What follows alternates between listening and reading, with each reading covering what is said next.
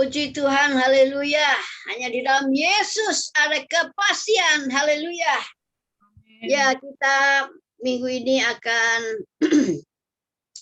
tema tahunan tetap Yesaya 61, tetapi saya memberi satu tema, subtemanya yaitu kuat di dalam Tuhan. Ya, saya akan bacakan bacaannya, yaitu ada di Filipi 4 ayat 1 sampai 13. Saya akan bacakan, itu ditayangkan ya. Ya, saya bacakan ya. Filipi 4 ayat 1 sampai yang ke-13. Karena itu, saudara-saudara yang kukasihi dan yang kurindukan, sukacitaku dan mahkotaku, berdirilah juga dengan teguh dalam Tuhan. Saudara-saudaraku yang kekasih, Euodia ku nasihati dan Sintike ku nasihati, supaya sehati sepikir dalam Tuhan. Bahkan ku minta kepadamu juga, Suntukos temanku yang setia, tolonglah mereka, karena mereka telah berjuang dengan aku dalam pekabaran Injil, bersama-sama dengan Clemens dan kawan-kawanku sekerja yang lain, yang nama-namanya tercantum dalam kitab kehidupan. Ayat yang keempat, bersukacitalah senantiasa dalam Tuhan. Sekali lagi kukatakan, bersukacitalah. Hendaklah kebaikan hatimu diketahui semua orang, Tuhan sudah dekat. Janganlah hendaknya kamu khawatir tentang apapun juga, tetapi nyatakanlah dalam segala hal keinginanmu kepada Allah dalam doa dan permohonan dan dengan ucapan syukur. Damai sejahtera Allah yang melampaui segala akal akan memelihara hati dan pikiranmu dalam Kristus Yesus. Ya, jadi akhirnya saudara-saudara, semua yang benar, semua yang mulia, semua yang adil, semua yang suci, semua yang manis, semua yang sedap didengar, semua yang disebut kebajikan dan patut dipuji, pikirkanlah semuanya itu. Dan apa yang telah kamu pelajari, dan apa yang telah kamu terima, dan apa yang telah kamu dengar, dan apa yang telah kamu lihat padaku, lakukanlah itu. Maka Allah sumber damai sejahtera akan menyertai kamu. Aku sangat bersuka cita dalam Tuhan, bahwa akhirnya pikiranmu dan perasaanmu bertumbuh kembali untuk aku. Memang selalu ada perhatianmu, tetapi tidak ada kesempatan bagimu. Kukatakan ini bukanlah karena kekurangan, sebab aku telah belajar mencukupkan diri dalam segala keadaan. Aku tahu apa itu kekurangan, dan aku tahu apa itu kelimpahan. Dalam segala hal dan dalam segala perkara, tidak ada sesuatu yang merupakan rahasia bagiku. Baik dalam hal kenyang, maupun dalam hal kelaparan, baik dalam hal kelimpahan, maupun dalam hal kekurangan. Segala perkara dapat kutanggung di dalam Dia yang memberi kekuatan kepadaku. Haleluya, amin. Jadi Rasul Paulus menulis surat ini kepada jemaat di Filipi ketika dia masih ada di dalam penjara. Jadi walaupun dalam penjara dia tetap bisa memberikan kekuatan kepada jemaatnya di Filipi lewat surat-suratnya, bahkan surat-surat itu menjadi kekuatan juga bagi kita. Ya. Rasul Paulus menasihatkan di sini yang pertama yang saya ambil, yaitu berdiri teguh di dalam Tuhan. Ya, kita harus berdiri teguh dalam Tuhan, jangan sampai goyah, ya. Yaitu dengan apa? Tetap mempercayai Yesus dan firman-Nya, ya. Kemarin Bapak Longgam sudah menyampaikan tentang siapa Yesus, ya. Kita tahu Yesus dari kata Yesua yang artinya juru selamat, ya. Hanya melalui Yesus ada keselamatan. Di luar Yesus tidak ada keselamatan. Dalam Kisah Rasul mengatakan, dan keselamatan tidak ada di dalam siapapun juga, ya. Di dalam kolong langit ini yang olehnya kita diselamatkan. Jadi kita tidak mau bergoyang dari iman kita. Oh, Yesuslah juru selamat satu-satunya yang harus kita pegang. Jangan dilepaskan. Begitu kita lepaskan Yesus sebagai juru selamat, kita memasuki kehidupan yang tidak ada jaminan keselamatannya. Yesuslah juru selamat. Yesus juga Kristus, ya kata Pak Longgam, yang kita ambil dari yang Alkitab mengambil dari bahasa Yunani Kristos yang artinya Mesias yang diurapi. Hanya Yesuslah yang dinubuatkan dalam Yesaya 61, yaitu Mesias yang diurapi bisa melepaskan kita dari segala ikatan, tawanan, penderitaan, ya, sehingga kita bisa mengalami kebebasan. Kemudian juga Solomon mengatakan bahwa Yesus adalah Tuhan. Ya, Tuhan adalah penguasa, pencipta langit dan bumi. Jadi itu kita harus tetap pegang teguh, ya. Siapa Yesus itu harus kita pegang teguh. Satu kali Tuhan Yesus bertanya kepada murid-muridnya, menurut kata orang, siapakah aku ini? Ya, ada yang menjawab, ya guru, ada yang menjawab, Yohanes Pembaptis, Yeremia, salah satu dari antara nabi. Kemudian Tuhan Yesus bertanya kepada para muridnya, menurut kamu siapakah aku ini? Mungkin murid-muridnya semua saling pandang, ya. Tiba-tiba Petrus berkata dengan suara lantang, engkau adalah Mesias, anak Allah yang hidup. Wah, Tuhan Yesus langsung mungkin wajahnya berseri-seri, ya. Ini pasti Bapak yang ngasih tahu nih, ya. Berbahagialah kamu Simon bin Yunus, sebab bukan manusia yang mengatakan hal itu kepadamu, melainkan Bapamu yang di surga. Jadi Yesus mengatakan, kemudian akan mengatakan, engkau adalah Petrus. Ya, Petrus itu bukit batu atau gunung batu. Di atas batu karang ini, ya, batu karang ini bukan Petrus lagi, ya. Kalau Petrus itu Petros. Di atas batu karang ini, Alkitab terjemahan naskah aslinya mengambil kata Petra. Ya. Ya, Petra itu gunung batu karang. Ya, gunung batu karang tidak ada lain daripada yang tadi diucapkan oleh Petrus, ya. Yesus Kristus, Sang Mesias, anak Allah yang hidup. Ya, jadi Yesus Kristus mendasarkan gerejanya di atas pengakuan yang benar tentang siapa Yesus. Jadi kalau ada gereja yang tidak mengaku Yesus sebagai Tuhan, sebagai Kristus, ya, sebagai juru selamat, itu bukan gereja Tuhan, ya. Walaupun pakai nama apa yang maha kuasa, yang apa, itu bukan gereja Yesus Kristus. Gereja Yesus Kristus harus ada pengakuan yang benar lewat inspirasi atau pewahyuan dari Roh Kudus, ya. Nah, kita juga perlu pegang kepada firman Tuhan yang adalah kebenaran, ya. Ibu Popi beberapa minggu yang lalu sudah menyampaikan tentang firman Tuhan adalah kebenaran, ya. Tidak ada lain yang bisa menyamai kebenaran firman Tuhan, yang bisa kita akui sebagai kebenaran selain yang ada di Alkitab, ya. Alkitab adalah firman Allah kebenaran, ya.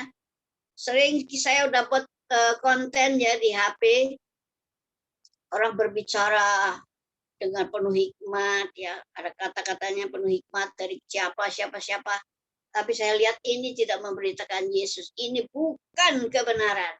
Kebenaran yang sejati hanya ada di dalam Alkitab, ada di dalam Yesus Kristus, ya. Jadi jangan kita mau mendengarkan yang bukan kebenaran, tetapi kebenaran yang sejati hanya ada di dalam Tuhan Yesus Kristus, Sang Firman Allah. Karena dalam Yohanes 1 dikatakan pada mulanya adalah firman, firman itu bersama dengan Allah, dan firman itu adalah Allah, ya. Yesus adalah anak Allah, pribadi Allah yang kedua. Nah, jadi kita harus tetap percaya kepada firman-Nya, sebab Tuhan Yesus mengatakan, orang yang mendengar perkataanku dan melakukannya, ia sama dengan orang yang membangun rumahnya di atas batu, ya. Ketika ada badai, hujan, topan, rumah itu tetap kokoh, ya, karena dia dibangun di atas batu. Rumah kehidupan kita harus dibangun di atas Yesus Kristus yang adalah batu karang, sehingga tidak mudah kita digoncang-gancingkan, dihanyutkan oleh tawaran dunia ataupun tantangan apapun yang kita hadapi. Kalau kita teguh di dalam Tuhan Yesus, kita akan tetap kuat ya. Firman Tuhan juga menjadikan kita punya iman. Rasul Petrus dalam Efesus 6 mengatakan iman itu seperti perisai ya, yang dapat memadamkan setiap panah api dari si jahat ya. Itulah iman ya. Iman yaitu mempercayai firman ya. Kita bisa tangkis panah api si jahat yang menyerang kita sehingga padam itu panah api dari si jahat ya. Simbolis yang selalu memanah api ya. Panah api yang jahat ini dipadamkan oleh iman kita. Bahkan Rasul Yohanes mengatakan yang mengalahkan dunia, mengalahkan tantangan dunia adalah iman kita. Iman kepada Tuhan Yesus dan firman-Nya. Nah, jadi kita mesti kuat dalam Tuhan Yesus. Kuat iman kita kepada Tuhan dan firman-Nya. Sehingga kita berdiri teguh di dalam Tuhan. Ya, tidak mudah digoyang-gancingkan oleh sekarang ini banyak sekali pengajaran-pengajaran yang palsu, pengajaran-pengajaran sesat. Oleh karena itu gereja kita mengadakan webinar waspada pengajaran-pengajaran palsu ya. Tentu saudara sudah daftar ya. Sudah daftar semuanya karena ini penting ya, supaya kita tahu mana yang asli, mana yang KW ya. Gak ada kebenaran KW 2, gak ada ya, kebenaran hanya ada pada Tuhan Yesus Kristus. Jadi kita tetap bisa berdiri teguh di dalam Tuhan kalau kita tetap percaya pada Tuhan Yesus dan firman-Nya. Yang kedua, saya ambil dari perkataan Rasul Paulus, kita harus sehati sepikir dalam Tuhan. Tadi yang pertama berdiri teguh di dalam Tuhan. Yang kedua, sehati sepikir dalam Tuhan. Ini sangat penting ya, sehati sepikir artinya sepakat. Dalam Matius 18, Tuhan Yesus mengatakan apa? Jika dua di antaramu sepakat meminta apapun juga, permintaan itu akan dikabulkan oleh Bapa yang di surga. Ya, kalau kita sepakat ya, dua dari antara kita ada sepakat ya, dua ini biasanya menggambarkan suami istri ya. Dalam keluarga kalau suami istri sepakat, pasti permintaannya akan dikabulkan oleh Tuhan. Dalam gereja, antara gembala dan tim, sepakat permintaan apapun dikabulkan Tuhan. Ya, jadi sepakat ini adalah agree ya, ada kesepakatan ya. Kalau bahasa Inggrisnya tadi saya lihat agreement ya. The power of agreement kira-kira seperti itu ya. Jadi ada kuasa dalam kesepakatan. Kesepakatan ini juga akan tercipta kalau kita bisa saling menghargai satu dengan yang lain ya, saling mengasihi ya, saling membela sehingga terjadi unity ya. Berapa tahun yang lalu gereja kita sudah dipasang ya, the power of unity ya. Nah, di mana ada kesepakatan, ada unity, di situ berkat Tuhan akan mengalir ya. Kita sudah dengar di Mazmur 133 ayat yang pertama sampai ketiga. Sungguh alangkah baik dan indahnya kalau saudara bersaudara berdiam dengan rukun ya. Seperti minyak di atas kepala meleleh ke janggut, ke jubahnya Harun, seperti embun yang turun dari puncak turun ke gunung-gunung. Sebab kesanalah Tuhan memerintahkan berkat-berkatnya. Kalau kita hidup dalam kesatuan, dalam unity, sepakat, apapun juga dengan tujuan kita, berkat Tuhan pasti akan mengalir ya. Dan kesepakatan itu membuat kita semakin kuat ya, sebagai komunitas, sebagai gereja Tuhan, kita menjadi kompak ya. Ini bukan karena kompak, kaum pria kompak ya. Kita harus sepakat ya. Ini janji Tuhan. Sepakat, dua orang sepakat saja, permintaan apa saja dikabulkan oleh Bapa di surga. Apalagi lebih dari dua ya.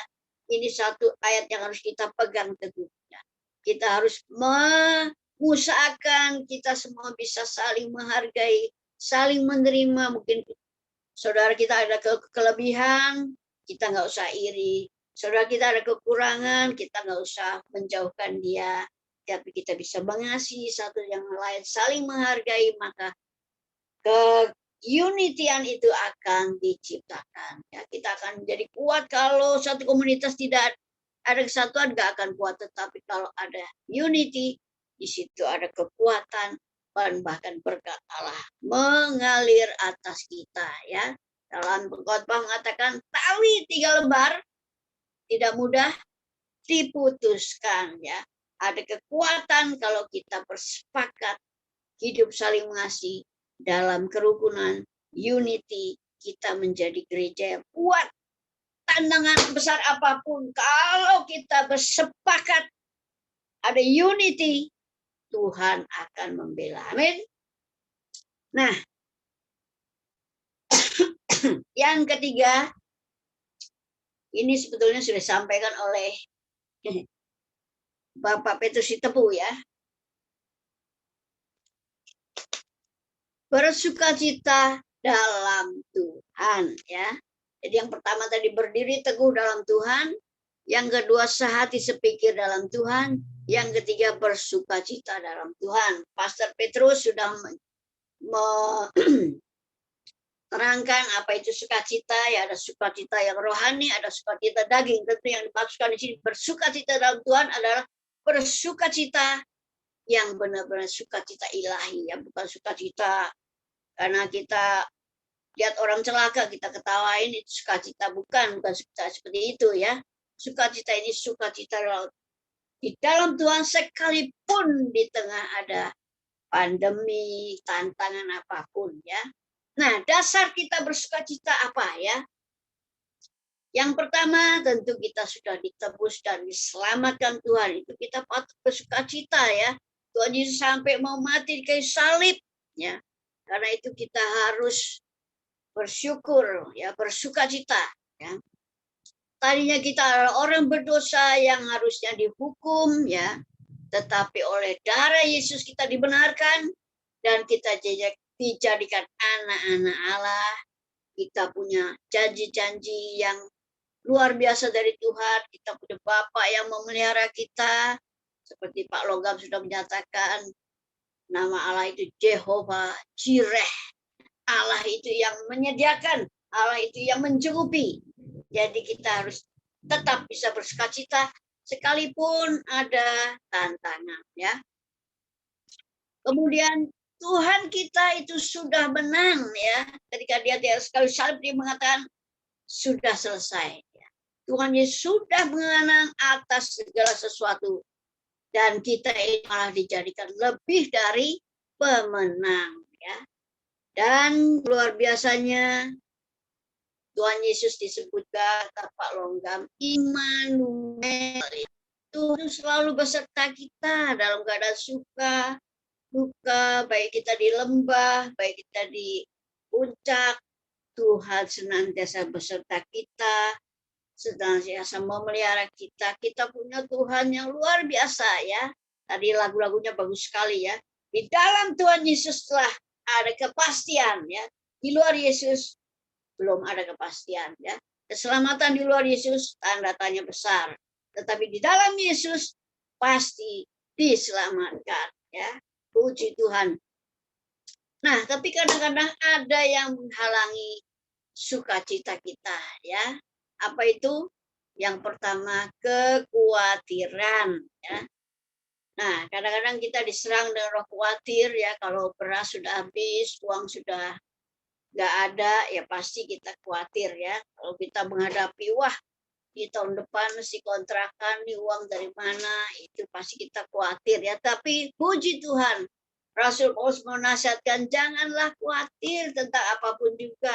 Nyatakanlah keinginanmu kepada Allah dalam permohonan doa dan ucapan syukur ya. Puji Tuhan, kita punya Tuhan yang luar biasa, kita bisa nyatakan segala yang kita khawatirkan. Dan nasihat Paulus yang kedua itu, kita harus belajar mencukupkan diri dalam segala keadaan. Ya, ini kalau dalam bahasa Jawa ini kita prihatin ya.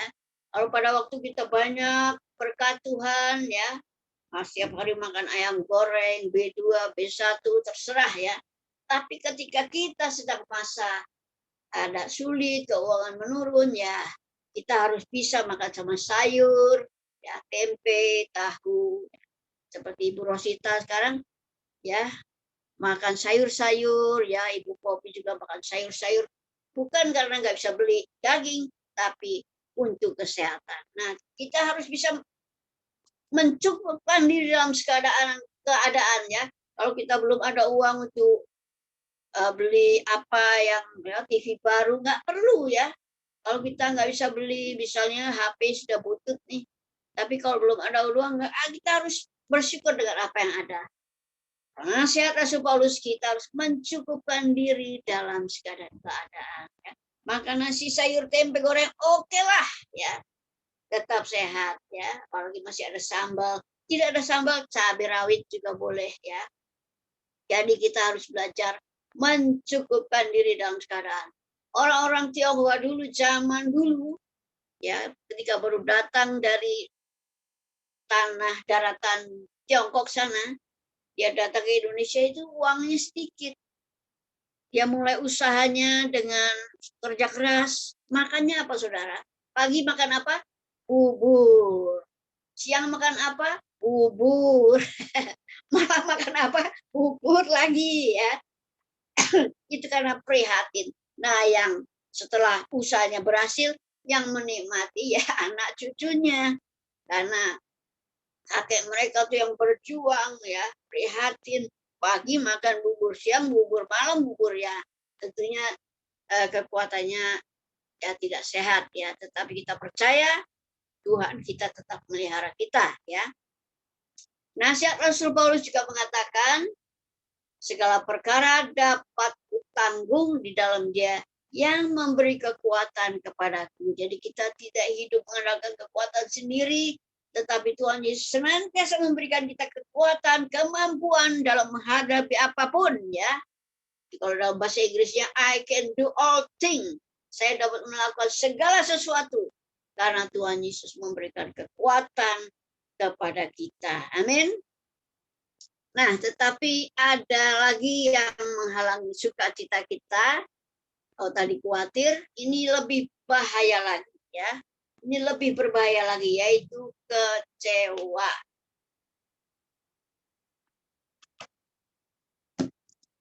Berhati-hati dengan kekecewaan, saudara. Yang membuat kecewa itu kadang-kadang manusia ya. Kalau iblis nggak membuat kecewa ya. Tuhan juga tidak pernah mengecewakan kita. Yang sering membuat kita kecewa adalah manusia ya. Manusia mengecewakan itu biasa karena mereka belum sempurna, mereka masih dalam pembentukan ya. Dan orang yang bisa mengecewakan kita justru orang-orang yang dekat dengan kita ya, apakah itu teman sejawat, apakah itu dalam keluarga, atau mungkin juga dalam gereja, pemimpin kita bisa mengecewakan ya. Teman-teman kita bisa mengecewakan ya, itu hal yang biasa ya. Tetapi kita mesti hati-hati ya. Karena kalau kekecewaan itu tidak diatasi secepatnya, itu bisa nanti bisa membuat hati kita menjadi pahit, dan kalau sudah pahit, waduh itu sulit sekali ya. Nah, kita harus lawan kekecewaan itu dengan melepaskan pengampunan ya. Ketika kita berani atasi kekecewaan dengan pengampunan, kita dibebaskan dari sakit hati, marah, benci, dendam, dan sebagainya. Jadi kalau kita dikecewakan, teman kita, mungkin keluarga kita, mungkin ya pemimpin kita, ya mungkin juga teman satu tim, ya bisa mengecewakan kita. Ya. Kita harus cepat-cepat atasi dengan melepaskan pengampunan. Kalau kita simpan terus ini kekecewaan, ini berbahaya. Ya, ada seorang hamba Tuhan, dia seorang pendeta, kecewa dengan pemimpinnya, dan akhirnya dia tinggalkan pelayanan, dia tinggalkan gereja, dan dia menjadi orang dunia, dia berbisnis. Setelah berbisnis mungkin agak sukses ya, malah istri ditinggalkan, anak ditinggalkan, ya nggak tahu nikah siri atau kumpul kebo nggak tahu ya, dan hidupnya menjadi kacau balau ya. Jadi kita mesti berhati-hati, kekecewaan ini berbahaya ya. Nah, karena itu kita harus cepat atasi kekecewaan kita ya.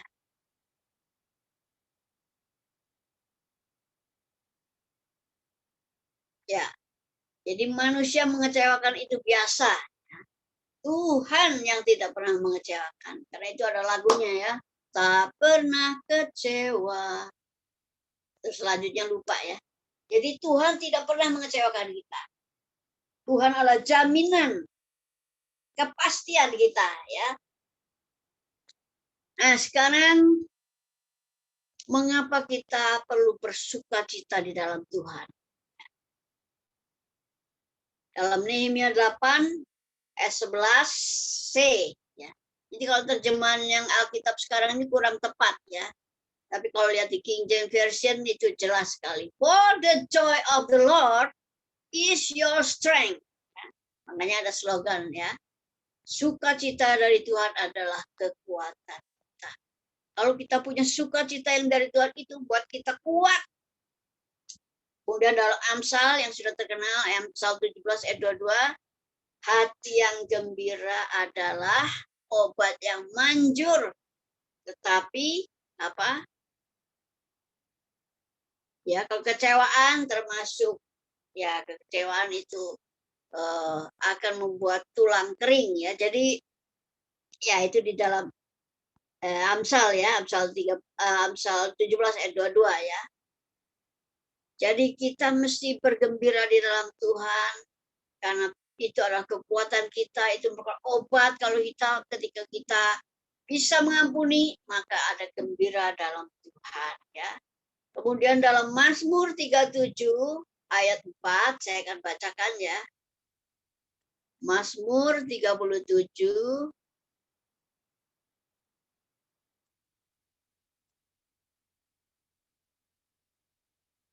ayat yang keempat. Firman Tuhan mengatakan, dan bergembiralah karena Tuhan, maka ia akan memberikan kepadamu apa yang diinginkan hati. Jadi jelas Tuhan inginkan kita senantiasa bergembira karena Tuhan, ya bukan bergembira karena yang lainnya, bukan gembira karena ngecek-ngecek orang, ya, atau kita membuli orang, atau kita lihat orang jatuh kita ketawain, bukan ya, tapi bergembira dalam Tuhan adalah karena kita yakin siapa Tuhan kita, dan Tuhan akan selalu adalah memberikan pertolongan. Tuhan itu jawaban yang pasti.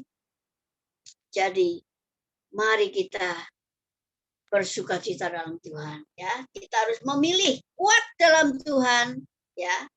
Kita harus memilih sehati sepikir dalam Tuhan.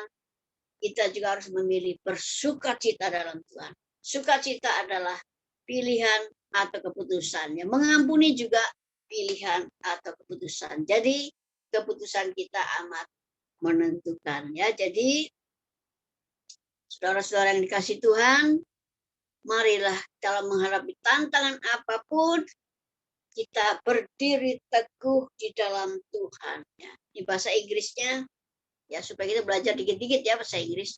Stand fast in the Lord. Ya, berdiri teguh dalam Tuhan. Yang kedua, sehati sepikir di dalam Tuhan. Yang ketiga, bersukacitalah di dalam Tuhan. Rejoice in the Lord. Ya, akan ada katakan rejoice in the Lord always, and again I say rejoice ya. Nah, mungkin kita bisa nyanyi nanti ya. Kalau tiga ini kita benar-benar hidupi, maka kita akan menjadi jemaat yang kuat di dalam Tuhan. Dalam menghadapi tantangan apapun, kita akan tetap menang dan hidup semakin berkemenangan. Dan kita akan mencapai destiny ilahi kita, tujuan Tuhan dalam hidup kita. Kita akan sampai pada garis finish, dan kita tetap memelihara iman, kita tetap melakukan tugas kita dengan setia. Haleluya. Amin. Mari kita berdoa. Tuhan, terima kasih untuk firman-Mu yang singkat ini. Biar firman ini menjadi kekuatan bagi seluruh jemaat-Mu Tuhan. Urapi kami semuanya Tuhan, biar firman-Mu boleh kami lakukan, boleh kami hidupi. Sehingga kami boleh Tuhan mengalami apa yang tertera dalam firman-Mu. Kami menjadi saksi-saksi-Mu. Supaya kami juga boleh menjadi agen-Mu untuk menyatakan kerajaan Allah di tengah dunia ini. Demi nama Yesus, kami bersyukur. Haleluya. Amin. Saya serahkan kembali ke Ibu PDP Rosita Sitompul.